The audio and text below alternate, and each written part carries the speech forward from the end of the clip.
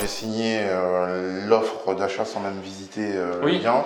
Celui-là, c'est pareil. Ouais. Et à chaque fois, c'était des offres dans la journée. Donc là, maintenant, ça fait la troisième fois que ça fonctionne Oui, comme ça. c'est ça. Là, on va juste changer, on va mettre une paroi de douche, on va changer l'ensemble vasque, le miroir, Oui. petite réglette LED. Ok. Après cette pièce-là, au départ, j'envisageais de changer le sol pour mettre du PVC à clipser, mais... Bonjour à tous, bienvenue dans cette nouvelle vidéo. Je suis une nouvelle fois accompagné de Nicolas. Bienvenue Nicolas. Merci. Et de Ghislain. Merci Ghislain de Merci à vous. participer Merci à vous. également à la vidéo. Donc Ghislain, l'heureux propriétaire de l'immeuble qui est juste derrière. C'est ça. Et pas que. La maison qui est juste sur le côté aussi. Et le parking. Et le parking. Voilà. Et les autres appartements qu'on a filmés avant. Exactement. Et l'immeuble que tu as fini, mais ça on n'en parle pas parce que C'est en cours. sinon Voilà. on y va doucement. Voilà. Voilà, donc Nicolas qui est projet locatif depuis plus de 4 ans maintenant, 4 ans et demi, qui accompagne sur le secteur du Havre et alentour. C'est ça, 40 km à peu près aux alentours du Havre. Ok, très bien. Donc tu accompagnes 40, 50 projets. Je sais pas, je vais pas dire de bêtises. À peu près une quinzaine de projets par an. Ouais, ça Environ. Ok, donc beaucoup d'immeubles quand même. Beaucoup d'immeubles Sur le de secteur. rapport, de la colocation, la location courte durée. Ouais. Vraiment tout type de projet à partir du moment où c'est rentable ou avec des types d'exploitation en fonction des secteurs, tout Tout à simplement. fait. Même dernièrement, quelques petites opérations de marchand de biens Ouais, pour certains clients sur des opérations spécifiques. des opérations de marchand de biens. Moi je suis marchand de biens aussi en parallèle et donc je propose aussi l'accompagnement souvent de clients que j'ai accompagnés sur des projets d'investissement locatif qui veulent se diversifier dans l'achat-revente. Souvent, on peut s'imaginer, on se dit, mais s'ils sont investisseurs et marchands bien, pourquoi ils n'achètent pas? Mais on aimerait bien, Alors, on peut pas tout acheter. on hein. aimerait bien On peut pas pouvoir tout acheter. La Ah oui. réalité, c'est ça, et c'est ce pourquoi aussi on a créé Projet Locatif, c'est parce qu'on était frustrés, et quand on a un bon réseau, on arrive à accéder à quand même pas mal de projets intéressants, mais la réalité fait qu'on ne peut pas tout acheter, Et donc patrimoine se construit dans la durée. la réalité, c'est que je suis devenu marchand de biens Ouais. à travers projet locatif parce que j'en avais marre de rater des affaires qui étaient rentables d'un point de vue achat-revente, mais pas forcément rentables au niveau rentabilité. D'accord. Des projets avec des destinations achat-revente plus résidence principale, des choses un peu, des batteries de garage, des choses comme ça. Oui. Et donc, je voulais pas rater ces affaires-là et je suis devenu marchand de biens pour ces raisons-là principalement. D'accord, très bien. Ouais, c'est bien, ça fait plusieurs casquettes suivant la typologie des projets, les opérations que tu as en cours, les financements en cours, les possibilités, les clients que tu as en portefeuille. Ça fait un panel pour éviter de perdre une bonne affaire. Et puis des projets des fois qui sont adaptés aussi bien pour l'achat-revente que pour l'investissement locatif, comme celui-ci. Celui-ci en achat-revente avec une mise en Fonctionne bien copro, aussi. revente à la découpe, ça marche très bien. Donc ça peut être adapté à plusieurs choix stratégiques. Même si de base, là c'est l'investissement locatif, mais ça n'empêche pas un jour de faire une petite mise en copropriété, revendre à l'eau, de l'eau. Au moment de la revente, optimiser. Surtout avec une maison qui est indépendante, donc voilà. C'est bon, on vous retrouve avec des micros allumés. Voilà, je pense que ça sera un petit peu mieux. Donc, petit exemple d'opération de marchand de biens. On est passé devant en voiture que tu viens de faire pour donner un exemple concret. Ceux qui nous regardent, petite opération simple de division. Très simple, une opération avec une maison de 110 mètres carrés rénovée, une batterie de 10 garages et donc une division très simple, division cadastrale, revente des 10 garages pour un seul investisseur. D'accord. Revendre dans la maison vraiment pour la résidence principale pour le coup, donc c'était vacant. Donc au niveau des chiffres, au niveau rentabilité, c'est sûr que c'est pas forcément intéressant. Par contre, achat-revente simple avec une marge brute de 40 000 €, sans contraintes techniques, sans contraintes administratives, sans TVA. Enfin, voilà, quelque chose de vraiment très simple. Et principalement du coup des clients que j'ai déjà accompagnés en investissement locatif mais qui veulent se diversifier ou alors avec des financements qui sont plus envisageables à court terme. Donc au lieu de laisser son argent sur des supports ou des livrets, ils l'investissent sur des projets d'achat-revente. Voilà. 20% à peu près de marge de rentabilité sur cette opération, à peu près 25 peut-être 25% de marge à peu près, mais pour une mobilisation de capital de combien de temps? Aucune TVA et une durée de portage très courte, un mois. Ah oui. Voilà, pré-commercialisé. Le temps des durées compromis acte authentique. Concrètement, il est devenu propriétaire un mois après, la revente a été effective. Et puis des ventes rapides, mais aussi sérieux, avec des investisseurs qui viennent, par exemple pour la batterie de 10 garages, sans conditions suspensives de prêt.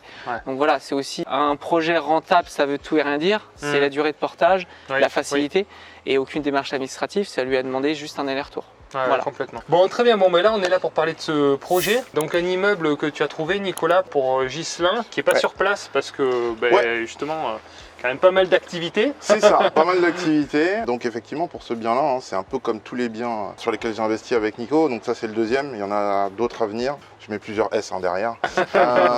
Et du coup, en fait, là, c'est pareil. Hein, c'est un bien qui, Nico, quand il l'a visité, il m'a dit, bon, ben voilà, ce bien-là, je vais l'acheter. Il connaît mes critères. Et effectivement, ça a fité. Donc voilà, celui-là, c'était un bien qui était. Il n'y a pas eu de difficulté particulière. Le financement s'est passé comme une lettre à la poste. Parce que c'est déjà loué. Donc si on peut décrire l'immeuble, combien il y a de logements? 5 logements. 5 logements. Plus la maison, donc en tout ça fait 6 lots. Plus les parkings. Donc là, c'est un parking de, on va dire, 6 à 7 places. Donc on va pouvoir affecter une place de garage par logement, plus un parking supplémentaire. Une place de garage? Une place de stationnement extérieur. Ah oui, d'accord. Ok. Pardon. Très bien. D'accord. Voilà. Type d'appartement sous-évalué, c'est-à-dire que le parking aujourd'hui, c'est pas valorisé. Moi, je l'ai pris vraiment dans ma fiche de synthèse comme du bonus. Pour l'instant, il n'est pas loué, il n'est pas affecté. C'est pas affecté dans les baux, c'est libre, mais c'est privatif. On a toute la parcelle, donc à terme, on va redistribuer un petit peu les places plus proprement, mais ça pourra faire office d'optimisation au niveau de la rentabilité. C'est ça. Là, on est sur à peu près une location à 30 € sur une place extérieure, mais 30 € sur cette place, c'est toujours ça de prix, sans compter la valorisation des loyers qui sont aujourd'hui complètement sous-évalués. Donc projet très simple. Voilà. Silo, structurellement c'est propre, ça tient la route. Des accès pour la plupart en façade, donc plus agréable pour les locataires aussi. Et plus valorisant, moins de parties communes à gérer. Et plus valorisant aussi parce que ça fait plus esprit maison quoi. Plus indépendant, c'est pas mal. Du coup c'est quel type d'appartement dans l'immeuble? Là on a que du F2, F3. F2, F3, ok très bien. Aucun studio, des surfaces entre 38 et 51 mètres carrés. Très bien, ok. Donc des surfaces adaptées pour la population locale. Pour la demande locale. Et des DPE qui sont plutôt corrects, c'est essentiellement du E.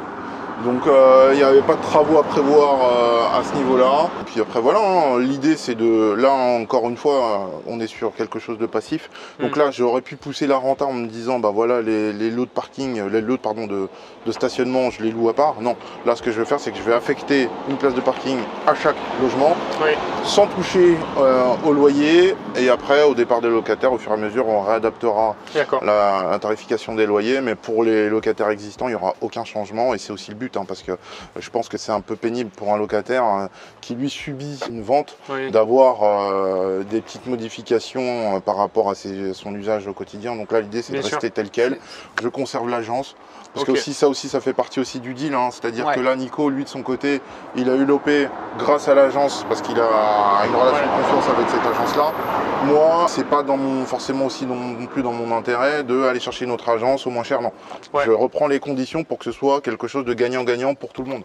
Très bien. C'était un contrat moral avec l'agence, mais l'agence, quand ils m'ont proposé le bien, m'ont dit par contre, voilà, on gère le bien depuis X années. Ça faisait partie un peu des conditions, morales, souvent mais aussi. Oui, mais ça c'est conserver classique. Une relation long terme et une relation aussi avec les locataires. Partir sur une bonne relation, comme il l'a dit, en conservant, on va dire, l'existant. Après, revaloriser les loyers au départ des locataires. Il n'y a pas de souci, mais on ne va pas dès le départ les frustrer et qui s'imaginent que le propriétaire il est là pour essayer de massacrer un peu les prix. Quoi. Parce que parfois il y a des locataires qui pensent qu'à la vente de l'immeuble, ils vont être mis dehors. Exemple, c'est vrai. On a eu le cas sur un autre projet où quand on a visité des appartements, les locataires pensaient qu'ils allaient devoir partir. Alors qu'en fait, pas du tout. Ils sont inquiets de ça. À la limite du pleur. Quasiment. C'est là où on se rend compte que retrouver un logement, c'est pas forcément simple aussi. Et donc, on est un peu en position de force. Donc, l'avantage, c'est que les loyers sont un peu sous-évalués. Et à chaque départ, il y aura une revalorisation possible avec une petite modernisation, peut-être des petites touches à mettre. Au choix de Ghislain, mais sans toucher en termes de travaux, en faisant aucun travaux, tout de suite maintenant. On peut revaloriser quand même les loyers de 30, 40, 50 euros. D'accord. Comme on le disait, par rapport à la demande locative aussi qui explose de plus en plus, par rapport aux conditions de crédit qui se sont durcies et l'accession à la propriété qui devient de plus en plus difficile, du coup il y a de plus en plus de locataires. Et donc plus de locataires, plus de demandes, des prix, un rapport d'offre-demande en faveur du coup des propriétaires bailleurs. Et donc des augmentations de 30, 40, on constate 50, 60 euros sur certains loyers. Qui passe très bien parce que dès qu'on a des produits un peu de qualité, finalement le choix n'est pas énorme et la demande explose. Donc encore une fois, une situation qui est plutôt favorable aux propriétaires bailleurs. C'est ça. D'accord, donc coût total du projet, donne quelques chiffres. Donc là on est sur un prix d'acquisition FAI à 257 000 euros. D'accord. On a mis de souvenir une petite ligne travaux à 10 000, histoire de, puisque tout était loué au moment de l'acquisition de Ghislain. Il y a eu un départ locataire entre deux, on pourra aller voir ça sur place juste après. Très bien. Et donc, coût d'acquisition total, on se sur 300 000. On a 300 000. Petite anecdote là-dessus, j'avais mis une ligne travaux effectivement à 15 000 euros à peu près. Et en fait, cette ligne travaux, le notaire m'a permis de la décaisser en fait directement. Donc en fait, ça a réduit le montant d'apport. Et c'est passé comme une lettre à la poste. Donc peut-être à répéter la prochaine fois, mais de mettre une ligne travaux qui en fait, au moment du décaissement chez le notaire, on décaisse la totalité et parfois ça passe. Et donc du coup, ça réduit le montant d'apport. Ça c'est le petit tip, il faut peut-être pas trop le répéter, j'ai peut-être pas bien fait de le dire. C'est vrai qu'il y a des choses qui se font et qui se disent un petit peu moins, mais effectivement on peut constater que certains investisseurs augmentent la valeur des travaux pour diminuer la partie apport et après soit le notaire décaisse, soit les investisseurs trouvent des moyens de décaisser les sommes d'une manière ou d'une autre. C'était pas prévu comme ça. C'était pas prévu. Ça s'est fait naturellement. Ça s'est fait naturellement. Et du coup, en fait, c'est aussi le parcours d'investisseur qui fait apprendre de ce parcours-là. Donc c'est plutôt intéressant. C'est pour ça que je le partage avec vous, mais le répétez surtout pas. C'est on compte sur vous. Bon, on va voir tout ça. Allez, super. C'est parti.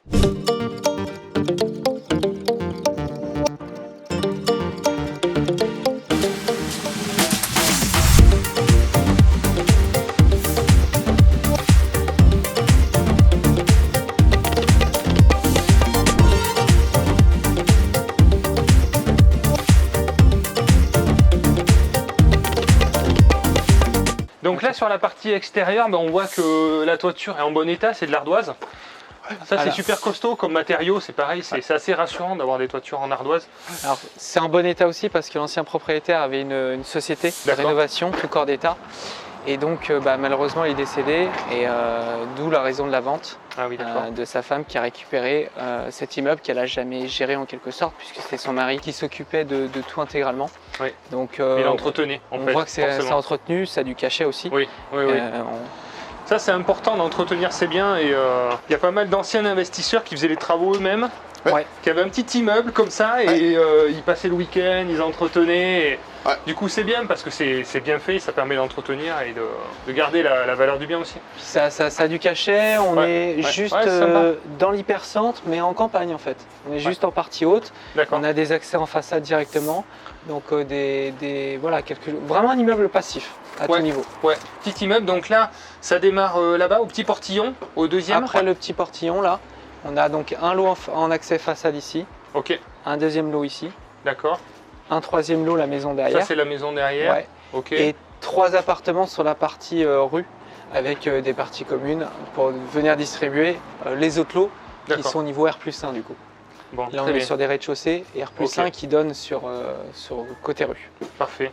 Bon, du coup, on va pouvoir visiter un des appartements parce qu'il y a eu un départ de locataire entre deux. Donc, qui vient de se libérer. Qui s'est libéré pendant le compromis avec Authentique. On avait négocié que ce ne soit pas remis en location pour pouvoir justement apporter un peu de valeur ajoutée et pouvoir louer du coup plus cher. C'est ça. Ok, puisque là, Ghislain, tu es propriétaire depuis quelques jours sur ce projet. Avant, on a signé. Le 30. Il y a une semaine. Il y a une semaine. C'est tout frais. D'accord, très bien. C'est tout. Achat en société, comment tu as quel statut pour SCI celui-là. Voilà, puisque tout est loué. Donc c'est vrai que c'est le bon véhicule. C'est ça, c'est ça. Ok, très bien. Parce que du coup, vu que c'est de la location nue.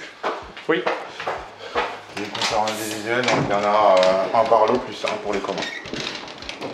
Ça c'est parfait. Donc tous les compteurs électriques sont individualisés.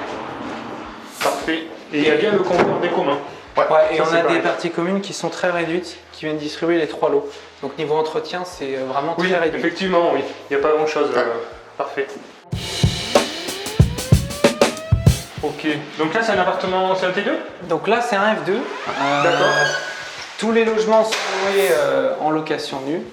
D'accord. Donc comme on l'a dit stratégiquement, c'est sûr qu'on pourrait toujours partir sur du meublé, booster la rentabilité. Mais Ghislain ayant d'autres acquisitions avec des types d'exploitation qui sont un peu moins passifs mais plus rentables, le but c'est aussi pouvoir chose de passif. stratégiquement avoir des choses passives. Et c'est le cas clairement ici, puisque autant on est parti sur des rénovations intégrales où c'était insalubre, où là ça demandait des vraies rénovations, autant là on va le voir, c'est suffisamment propre, on va rajouter une petite cuisine, etc. On va le voir, mais il n'y a pas besoin d'en faire trop non plus, quoi. Dans certains cas, il n'y a pas forcément besoin de faire des rénovations complètes, totales. Ça va dépendre du secteur et finalement comment est le bien déjà. C'est ça.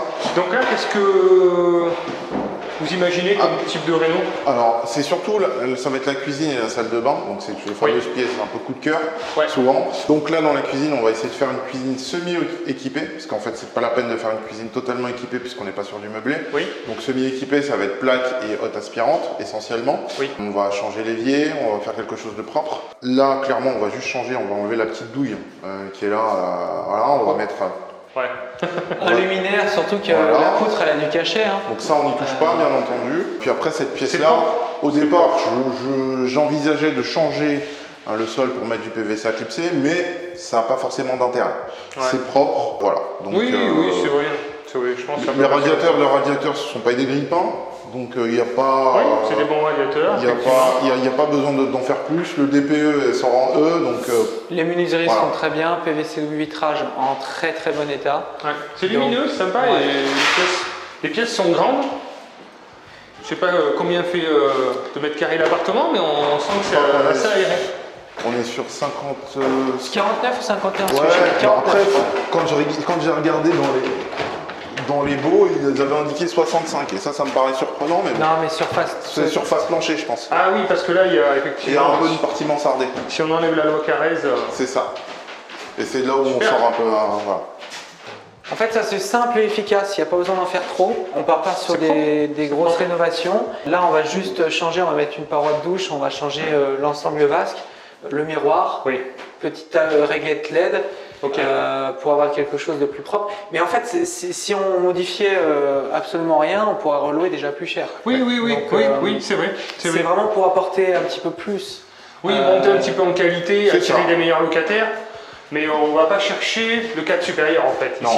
Non. Voilà, on va chercher des jeunes qui travaillent, un jeune couple. Il y a déjà des bons locataires en plus. Franchement, on n'est pas dans un immeuble qui n'a pas été entretenu, qui a été laissé à l'abandon, avec une gestion qui était des fois en direct propriétaire, qui est un peu anarchique. L'agence qui m'a présenté le bien a déjà cet ensemble-là en gestion locative depuis X années. Donc c'était quand même cadré. On est sur quelque chose de vraiment très simple, basique. Est-ce qu'on peut se demander sur ce type de secteur? On est donc à Bolbec. C'est une ville de combien d'habitants? Et quels sont les locataires présents? Qu'est-ce qu'on peut attendre comme type de locataire sur ce secteur? Alors ici sur Bolbec, on est sur à peu près 10 000 habitants. On est à 15-20 minutes de l'entrée du Havre. Et ce qui est intéressant aussi ici, c'est que c'est un petit peu moins cher. Donc il y a beaucoup de Havrais qui viennent aussi se loger parce que c'est un petit peu moins cher. Et on a des grosses usines Céveso qui viennent aussi alimenter la demande locative. On a Exxon qui est pas très loin. On a une grosse société Auril Céveso avec beaucoup de salariés. Et la ville la plus proche, hors campagne, c'est Bolbec. Donc c'est centralisé, on n'est pas très loin d'Étretat, même si Étretat on est sur des prix qui sont évidemment beaucoup plus importants. Mais c'est un bon juste milieu, avec un petit centre-ville sympa, tous les commerces de proximité, une demande locative liée aux entreprises mais liée aussi au secteur.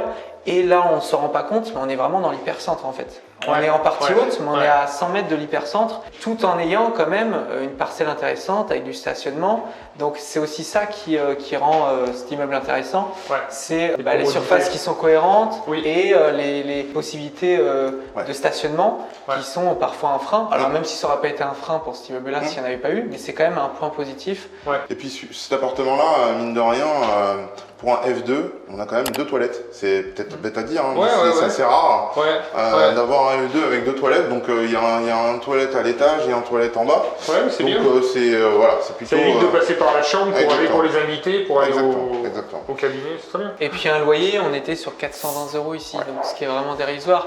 Pour donner un ordre d'idée, 420 €, c'est ce que je loue pour ici sur Bolbec, avec une belle prestation, comme on l'a vu, sur des rénovations intégrales, sur des appartements de moins de 30 mètres carrés.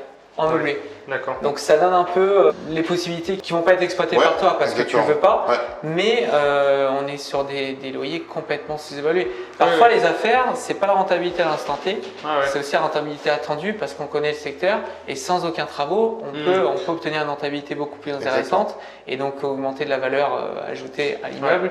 Puisque quand on revend, c'est pas prévu, mais on revend soit un prix mètre carré, soit une rentabilité. Exactement. Donc artificiellement, si on augmente la rentabilité, on augmente aussi son prix de vente et il n'y a pas besoin d'aller chercher trop loin.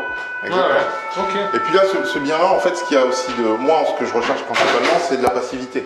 Donc là, ça va pas être une recherche de rentabilité accrue. Donc, et puis après aussi, il faut savoir se dire, moi je me dis, enfin, j'ai quand même quelques appartements et je me dis, il faut aussi loger les gens. Et je pense que là, cet immeuble-là, il se prête bien à la location nue. À un prix qui est correct, avec des prestations correctes, pourquoi changer ça quoi. Donc, tout à fait. Voilà. C'est vrai que sur le turnover, sur la location nue, il y a assez peu de turnover. Moi, ce que je constate, c'est en moyenne du 4-5 ans. Quoi. Le turnover, c'est lent. Voilà. Alors, plus on a des grandes surfaces, évidemment, moins ça tourne. Mais moi, j'ai des locataires qui sont là depuis 40 ans. Et c'est vrai que la moyenne, franchement, ça tourne assez peu. Hein. Je ne sais pas sur cet immeuble si tu as l'historique sur les locataires, s'ils sont là depuis longtemps ou pas. Comme depuis certains pour un petit moment. Mais en général, il y en a qui restent 10 ans, 15 ans. Quoi. Donc, ils passent leur vie finalement dans les appartements. Pour un investisseur, c'est génial, c'est top. Exactement. Donc, effectivement. Après, on n'a pas donné les revenus locatifs générés par le projet. Donc, on a dit coût total du projet 300 000 €. Et les revenus locatifs sont de combien? 27 700. Aujourd'hui avec les chiffres actuels. Donc demain ce sera plus le cas puisque ce logement-là va être libéré. On va le louer aux alentours de 490 €. On était sur 420 €. On n'a pas valorisé le stationnement aujourd'hui. Moi, je suis toujours conservateur dans un chiffre. Je prends vraiment comme du bonus. Donc, dans l'état actuel des choses, déjà, c'était rentable. C'était rentable avec des loyers sous-évalués et avec des possibilités de pouvoir optimiser les loyers. Exactement. Donc, vraiment, un projet très, très simple. Exactement. Donc, en gros, je crois qu'en chiffre, j'ai pas fait le calcul, mais en chiffre mensuel, on doit être à peu près sur un peu moins de 2400 €, je pense, de loyer. T'es à 1555, je crois. Je suis à 1550, c'est ça, 1550, à peu près de traite bancaire sur ce bien-là. Donc, j'ai mis de l'apport, j'ai mis, je crois, à peu près 35 000 € d'apport. Mais c'est de l'argent qui travaille bien, donc, complètement. Donc, voilà. Donc là, c'est un bien qui est passif. Surtout avec les taux d'intérêt à 4%, finalement, 10 000 € d'apport, je fais le calcul hier soir, parce que sinon il est super fort, mais je regardais 10 000 €, c'est 65 € par mois, donc ça fait 700, je ne sais plus combien à peu près par an. Donc pour 10 000 €, ça fait quand même un rendement qui est très intéressant, donc entre 7 et 8% net en plus, tous les mois de cash flow. Donc, et au vu de l'inflation, c'est toujours intéressant de placer son argent dans l'immobilier, auquel en plus on capitalise. Et au-delà de ça, l'apport aussi, aujourd'hui, c'est devenu quasi obligatoire. Bien sûr, il y a des concessions aussi à faire à ce niveau-là. Et on n'est plus en mesure de dire à la banque, moi je veux 10%. C'est plus possible aujourd'hui. C'est intéressant, c'est qu'on a un différentiel après positif aussi quand on veut faire d'autres projets parce que c'est déjà parti pour d'autres projets. La banque va analyser finalement la globalité du patrimoine, du passif et de l'actif et se rendre compte qu'en fait à chaque fois tu t'es mouillé, tu t'es impliqué dans les projets déjà et puis après que sur le papier aussi c'est rentable et on a un différentiel à chaque fois, chaque projet étant positif. C'est ça. Moi c'est un peu mon parti pris, je veux à chaque fois du différentiel positif, même si certains investisseurs ont des stratégies un peu patrimoniales et c'est un peu plus compliqué d'avoir du différentiel positif, mais moi j'aime bien des projets qui au moins s'autofinancent. Après s'il y a du plus tant mieux, mais sinon c'est au moins ça. Et c'est pour ça que c'est important aussi de diversifier ses investissements parce que je prends le cas de Ghislain. autant quand on part sur une rénovation intégrale, voilà, il faut anticiper les travaux, il y a la durée des travaux, la mise en location, l'exploitation. Et comme celui-ci en fait, où ça tourne déjà, l'agence reprend la gestion locative, c'est super simple. Voilà, d'ailleurs, on n'a pas de problème de signature et puis c'est réglé. Tout réglé. tourne, donc franchement là-dessus, il n'y a pas eu du tout de soucis. Maintenant, c'est sûr que des biens avec travaux, ça a des avantages, ça a des inconvénients. Ça demande plus d'efforts, plus d'énergie et plus d'implication. Alors que celui-là, en fait, c'est juste un peu que de l'administratif quasiment. Ouais, tout à fait. Tout à fait. Bon, pas mal, hein, franchement, bon petit projet, hein. Ça continue, donc le parcours continue. Ça continue. Du coup, l'accompagnement s'est bien passé avec Nico. Entre le moment où tu as contacté Projet Locatif et le moment où Nicolas t'a proposé des projets, il s'est passé longtemps. Comment ça s'est déroulé? Alors, je pense non, il n'y a pas eu beaucoup de temps. Parce que, en fait, pour l'anecdote, c'est que moi je suis venu sur la ville du Havre pour rencontrer Nico. Donc à ce moment-là, il n'y avait pas de projet encore concret, mais moi il y avait un besoin, en tout cas pour moi, de venir tâter le terrain. Je connaissais un tout petit peu la ville du Havre et ses alentours, mais là j'ai mis les pieds dans le plat, il m'a fait visiter des projets, etc. Donc après ça a vite fité, puis après banco, entre guillemets, le premier projet, j'ai signé l'offre d'achat sans même visiter le bien. Celui-là, c'est pareil. Et à chaque fois, c'était des offres dans la journée. C'est-à-dire qu'il m'indique le potentiel du bien début d'après-midi ou dans la matinée, et le soir, l'offre est partie. Donc là, maintenant, ça fait la troisième fois que ça fonctionne comme ça. C'est parti. Cette méthodologie-là, on la met en place aussi parce que en amont, on a défini la stratégie court, moyen, long terme. Il est venu sur le secteur, j'ai montré un petit peu ce que je faisais au quotidien, les travaux en cours, différents types de projets, différents types d'exploitation. Et donc derrière, moi, ça me permet d'aller chercher le bien parce que je sais exactement ce qu'il veut, mais sur un parcours. Voilà, on n'est pas juste sur une acquisition. Donc les recherches de biens sont vraiment stratégiques. On pense déjà à la suite. Exactement. Voilà. Si y a des personnes qui ont peur d'investir et tout, qu'est-ce qui a fait que toi, tu as pu sauter le pas et qu'il y en a qui traînent encore? Moi, j'ai sauté le pas il y a déjà pas mal de temps. Hein. J'ai investi en 2011. Après, il y a eu une petite phase où je me suis arrêté et là, j'accélère un peu plus. Donc, moi, l'immobilier, c'est quelque chose que j'ai déjà en tête depuis pas mal de temps. Et l'un des éléments qui a été aussi moteur, clairement, c'est effectivement aussi tes vidéos. Parce que les vidéos de Robin, je sais que c'est le samedi à 17h. Ah, bravo! Je sais que c'est le samedi à 17h. Mais moi, je le sais pas. Tu vois, c'est samedi à 17h. Donc et du coup, ça m'a permis, moi, de franchir le pas, notamment sur la partie recherche d'immeubles de rapport. Parce qu'avant, j'étais plutôt sur des appartements individuels. Et maintenant, c'est vrai que je m'oriente beaucoup plus vers l'immeuble de rapport. Non pas pour dire que j'ai un immeuble, mais c'est parce qu'en fait, en termes de temps, bien sûr, le rapport, et il n'y a pas la gestion des syndics, il n'y a rien, l'immeuble est à toi, tu fais ce que tu veux, et ça permet d'accélérer, parce que concrètement, c'est une seule demande de financement pour plusieurs lots. Donc on va beaucoup plus vite. Donc voilà, donc là je pense que, en tout cas moi dans mon parcours, les choses accélèrent, et maintenant on a pu faire d'autres propositions sans conditions suspensives. C'est pas quelque chose que je conseille à tout le monde parce qu'il faut vraiment s'assurer d'avoir un financement derrière ou avoir les fonds. Mais aujourd'hui, en tout cas dans le marché dans lequel on est, ça fait la différence. Donc en fait, il faut s'adapter en fonction des conditions de marché. Et les conditions de marché aujourd'hui sont que quand vous avez un financement qui est garanti, vous pouvez attaquer plus facilement les prix. Donc voilà. Parce que toi, c'est vrai que tu as fait le choix aussi de t'associer et je pense qu'il y a tout intérêt à s'associer. Moi, je suis associé à plusieurs personnes aussi et ça permet d'avoir un accélérateur puissant suivant les intérêts que chaque associé peut avoir. Tout à fait.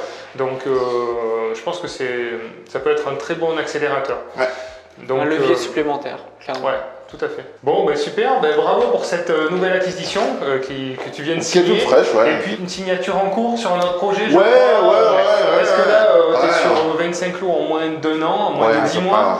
Mais là, tu viens de signer, c'est un autre immeuble, c'est ça? C'est un autre immeuble qui est sur le Havre, et puis après d'autres trucs en région parisienne. Donc pas mal de projets en cours. Bravo. Et puis voilà. Bravo, franchement. Après, c'est une période qui est particulière. Les taux freinent les gens. Mais en fait, ce qu'il faut se dire, c'est qu'il y a moins de concurrence aussi sur le marché et pour moi c'est le moment plus que jamais d'investir. Si votre projet est rentable avec ce niveau de taux, si les taux baissent par la suite, vous pourrez renégocier. Si les taux montent, vous serez super content de votre taux. Donc voilà. C'est clair. Donc, il y a une très bonne analyse. Si les taux montent, on sera content d'avoir acheté. Si les taux baissent, on négocie. Exactement. Bon, franchement, on ne peut pas dire mieux. Comme conseil, bravo. Bravo à toi, félicitations pour ces acquisitions. Merci pour ta confiance et puis la confiance que tu accordes à Nicolas. Mais bravo à Nicolas. surtout qui est top, qu'on a énormément de très bons retours sur ton service clé en main où tu accompagnes sur tout le processus d'achat à chaque fois, sur les travaux, sur la partie administrative. Tu laisses pas tomber les clients du début à la fin, donc c'est très apprécié. C'est ce qui marche aussi et c'est ce qui permet d'entretenir une relation de confiance et surtout encore une fois du long terme parce que c'est que le début, j'espère. C'est très bien. En fait, c'est gagnant-gagnant. Nous, on est content de travailler avec des personnes qui nous font confiance. On fait gagner aussi beaucoup d'argent à nos clients et c'est des bons équilibres financiers. Tout le monde est content dans les opérations. Et c'est beaucoup plus fluide en plus. Et puis après, il y a des gens qui peuvent très bien aussi se dire « Ah, il y a des honoraires », mais en fait, les honoraires, ils valent le coup. En fait, c'est-à-dire qu'en fait, une fois que vous budgétisez votre projet, si votre projet est rentable en incluant l'intégralité des frais, que ce soit frais de notaire, etc., et ben voilà. Et là, typiquement, en fait, sur ce bien-là, vous êtes positionné sur des biens souvent off-market, c'est le cas pour celui-là, des biens auxquels vous n'aurez pas eu accès si vous-même vous recherchez sur le bon coin, sur l'objet, etc. Oui, bien sûr. Donc voilà, une fois que le projet est rentable, peu importe le montant des honoraires, etc., il faut y aller. Je pense que c'est ça, un investisseur, c'est coût total. Exactement. Combien ça rapporte, faut être assez factuel et pas regarder, je peux gratter ça, je peux gratter ça. Et un investisseur sait utiliser des effets de levier et projet locatif, je pense que c'est un effet de levier qui fait gagner du temps en fait. Donc voilà, faut pas... moi concrètement, s'il n'y avait pas Nicolas, je serais pas venu sur le Havre. Clairement, je viens de la région parisienne, c'est un peu compliqué, même s'il y avait une visite à faire, en n'étant pas sur place, c'est compliqué. Bien sûr, donc, voilà. Évidemment. Tiers du projet. Donc il s'agit bien d'un immeuble de silo, donc un immeuble plus une maison. Le montant d'acquisition qui est de 257 000 €, frais d'agence compris, les frais de notaire de 20 000 €, une petite enveloppe prévisionnelle de travaux de 10 000 €, et les honoraires projet locatif d'un peu plus de 20 000 €, ce qui nous fait un total de 307 000 € à financer. Le client a mis un petit apport de 47 000 €, donc qui représente quasiment 15% finalement du coût total du projet, a emprunté le reste, donc 260 000 € sur 20 ans, ce qui lui fait des mensualités à 1 552 €. Au niveau des revenus locatifs, donc comme vous pouvez le constater, c'est des loyers qui sont assez bas pour le secteur, donc il y a un potentiel de développement au niveau des loyers, et le stationnement aussi également, qui pour l'instant n'est pas facturé, mais peut tout à fait être dans les 20-30 € la place, donc on peut avoir ce petit bonus en complément si besoin. On est donc à 27 700 € par an de revenus locatifs hors charge. Vous voyez qu'il y a des petites charges, parce que du coup tout est individuel, donc là c'est uniquement les ordures ménagères,